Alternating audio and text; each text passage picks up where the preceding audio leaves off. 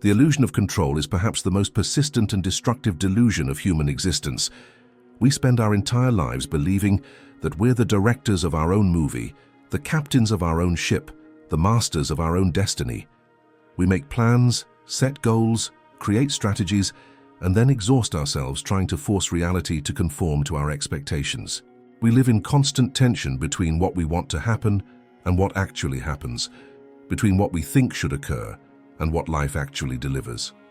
But what if this entire framework is based on a fundamental misunderstanding?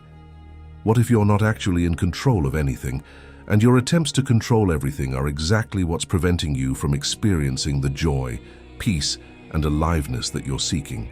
What if life isn't meant to be controlled but danced with, not dominated but collaborated with, not forced but flowed with? This is one of Alan Watts' most liberating and challenging insights. He saw that our obsession with control is not just futile, it's actually counterproductive. It's like trying to dance by forcing your partner to move exactly as you want them to move. You might be able to push them around for a while, but you'll never experience the magic of real dancing, which requires sensitivity, responsiveness, and trust in the intelligence of the dance itself. Think about what you actually control in your life. Can you control when you were born or where? Can you control your genetic makeup, your basic temperament, or your fundamental personality? Can you control what thoughts arise in your mind, what emotions you feel, or what dreams you have at night? Can you control your heartbeat, your digestion, or the healing of a wound? Can you control the weather, other people's behavior, or the countless variables that determine whether your plans succeed or fail? When you really examine it honestly, you realize that the list of things you actually control is remarkably short. You have some influence over your actions, some choice in how you respond to circumstances, some ability to direct your attention. But even these apparently controllable elements are heavily influenced by factors completely outside your conscious direction. Your actions are shaped by unconscious motivations, conditioning from your past, chemical processes in your brain, and countless environmental influences. Your responses are colored by your mood, your energy level, your health, and patterns established long before you were aware enough to choose them consciously. Even your attention, which seems like the most controllable thing you have, is constantly being pulled this way and that by stimuli, memories, and mental habits you didn't consciously create. So what exactly are you controlling? And if you're not really controlling much of anything, why do you exhaust yourself trying? Why do you create so much stress, anxiety, and frustration by insisting that you should be able to direct outcomes that are largely beyond your influence? Watts saw that this compulsion to control comes from a fundamental misunderstanding about what you are and how life works.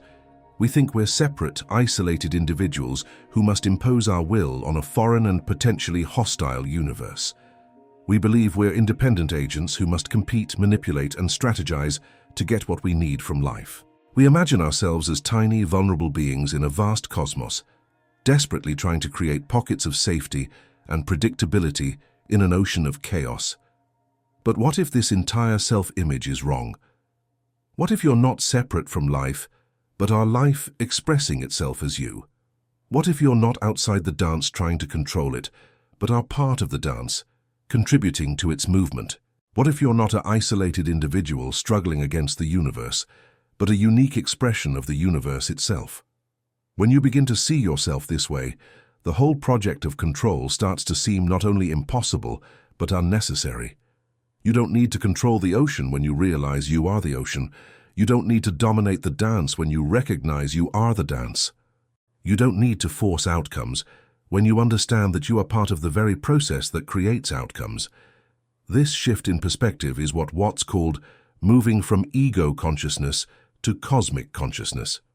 Instead of feeling like a separate someone trying to get something from somewhere else, you begin to experience yourself as the very activity of life itself, temporarily focused through a particular nervous system, temporarily identifying with a particular body and mind. From this perspective, what you call your life is not something you possess and must manage, but something you participate in and can dance with. Your individual will is not separate from the universal will, but is the way the universal will expresses itself through your unique configuration of consciousness. This doesn't mean becoming passive or giving up all agency. It means recognizing the difference between the kind of action that flows from alignment with life's deeper currents and the kind of action that comes from fighting against those currents. It means learning to distinguish between effort that works with the natural grain of existence and effort that works against it. Think about the difference between a skilled surfer and someone who's never been on a surfboard. The beginner tries to control the wave, to force it to behave as they want it to behave.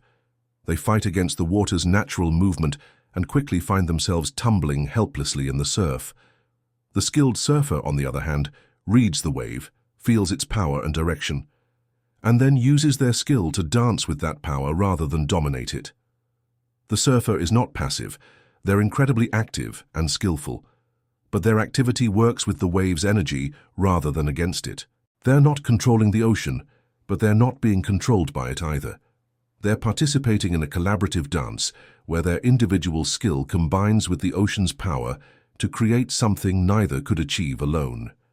This is how Watts suggested we could approach life, not as controllers trying to dominate circumstances, but as dancers learning to move skillfully with the rhythms of existence. Not as isolated individuals fighting against cosmic forces, but as expressions of those cosmic forces, learning to express themselves more consciously and creatively. But how do you actually live this way? How do you maintain direction and purpose without falling into the illusion of control? How do you take responsibility for your choices without believing you can control outcomes? How do you work toward goals without becoming attached to results? The key is what's called purposeless purpose, action that arises naturally from your deeper nature rather than from desperate striving to achieve specific outcomes. It's like the way a tree grows toward the light. The tree doesn't have a goal in the way we understand goals.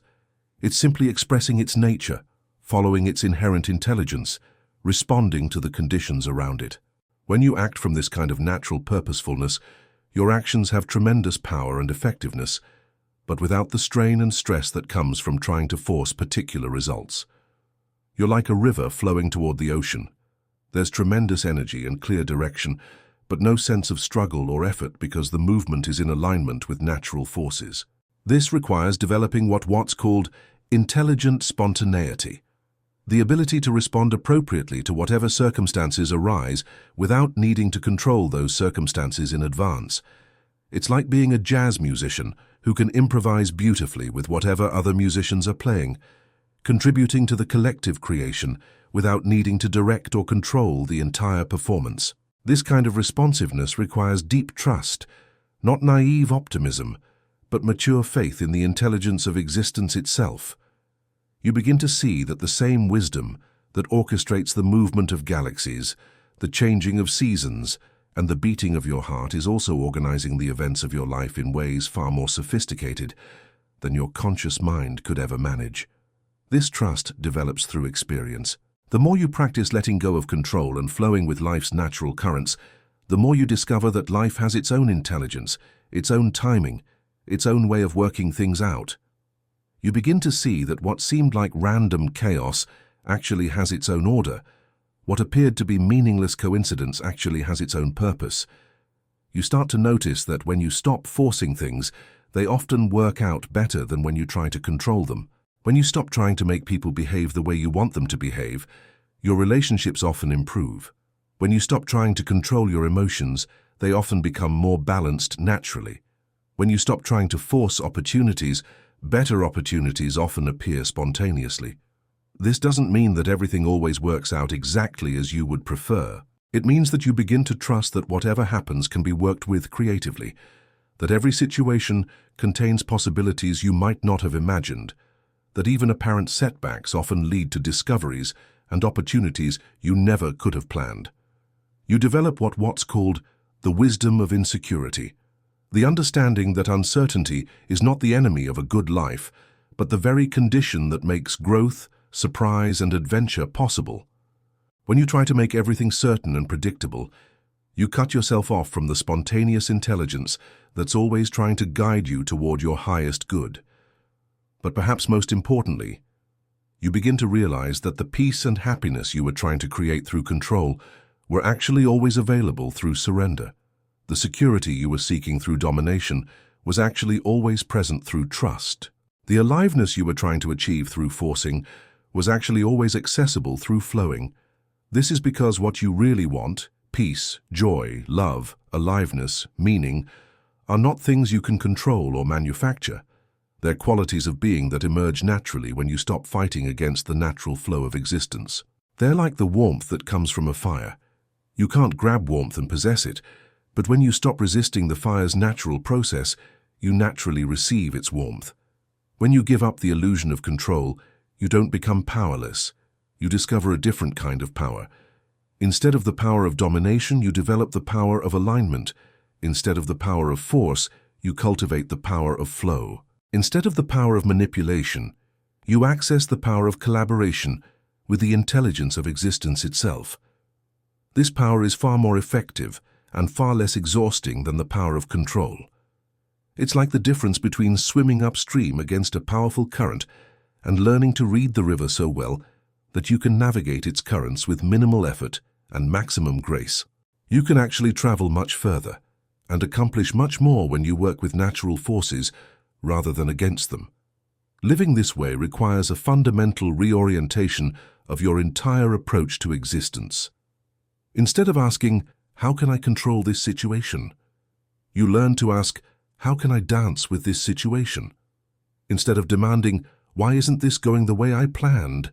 you become curious about, "What is this situation trying to teach me?"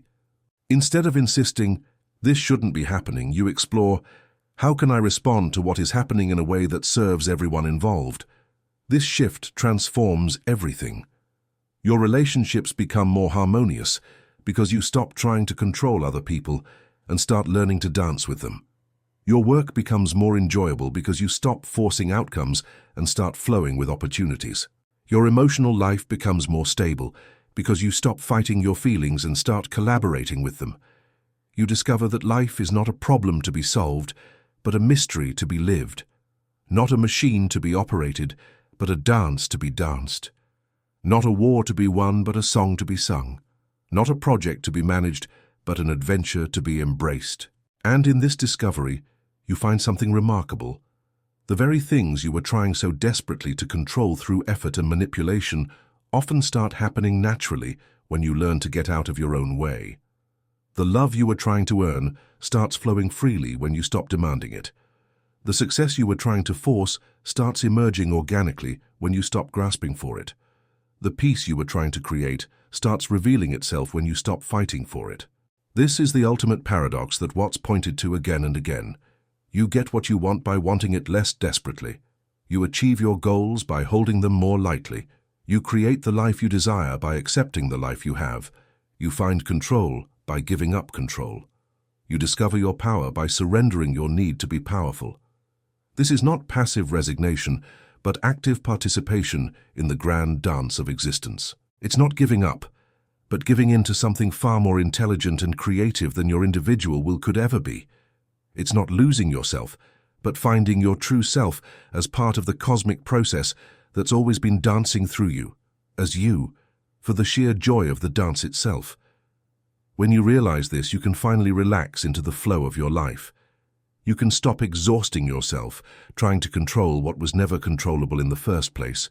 You can start enjoying the dance that was always available, the adventure that was always unfolding, the love that was always present, the intelligence that was always guiding you.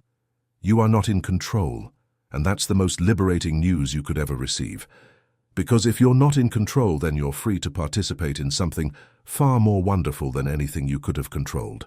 You're free to be part of the cosmic dance that includes everything and everyone, that excludes nothing and no one, that moves through you and as you in every moment of your existence. This is the dance of life, and you don't need to control it to enjoy it. You just need to learn the steps, feel the rhythm, and trust your dancing partner, which is life itself, expressing itself as the unique and unrepeatable miracle that you are.